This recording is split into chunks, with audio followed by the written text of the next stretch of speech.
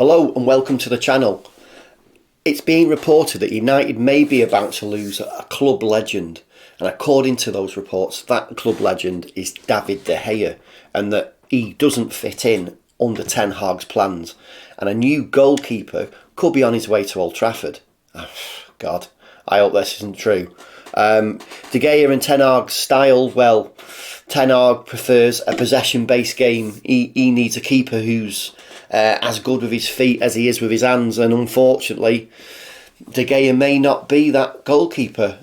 That definitely isn't his strong suit.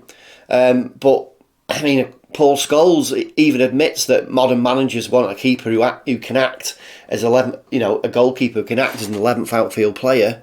I mean, I don't think that's new. I mean, I really don't.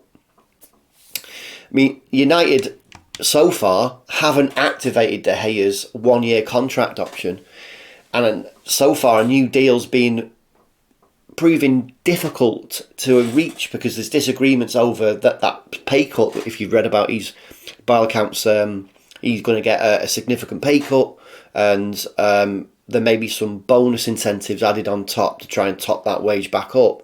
But according to reports in Italian press, Ten Hag wants Andre Onana, he's taken this year. Onana's taken the Champions League by storm. He's kept 6 clean sheets in that competition, with a weird stat which is 7.8 goals prevented. Onana is undoubtedly then he seems to be an impressive prospect.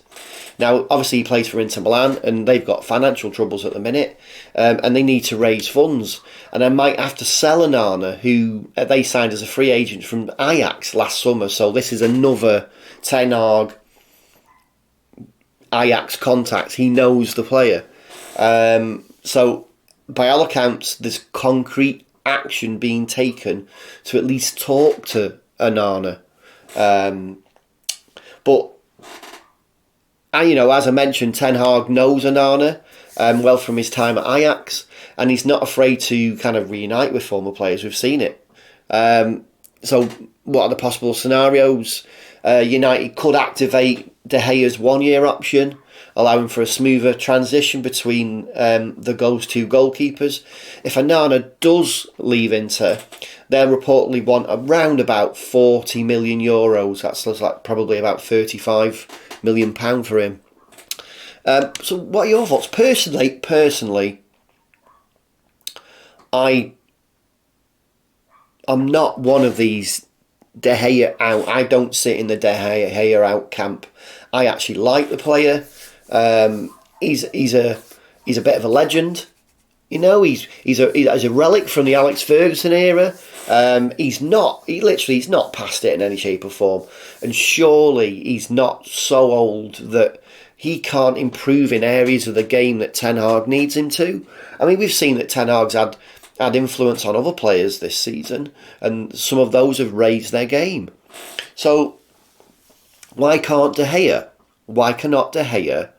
raise his game? I'm not saying he can't. I'm saying that is a question to you. Do you think De Gea can raise his game enough to make Ten Hag consider him to be worth keeping on? Because right now, obviously, De Gea is the number 1 goalkeeper. There's no one to challenge De Gea at United. So you've got to look outside if you're going to bring someone in. And ultimately, this story could be moot if Ten Hag doesn't get considerable finances in the summer transfer window, because ultimately we need a striker first.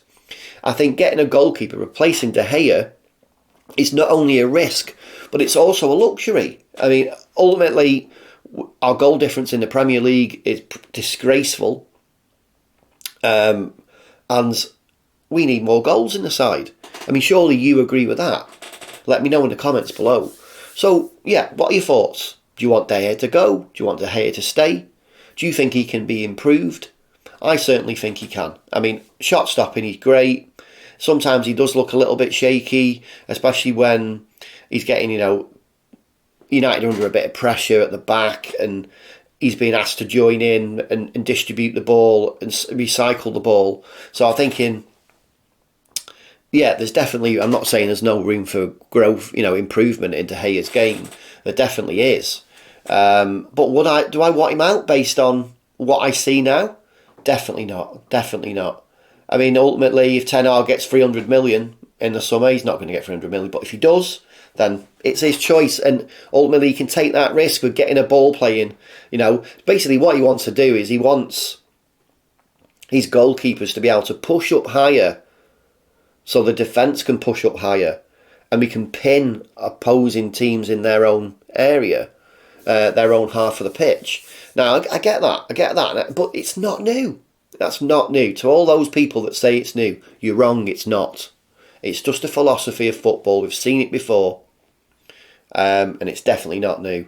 Anyway, let me know what you think in the comments below.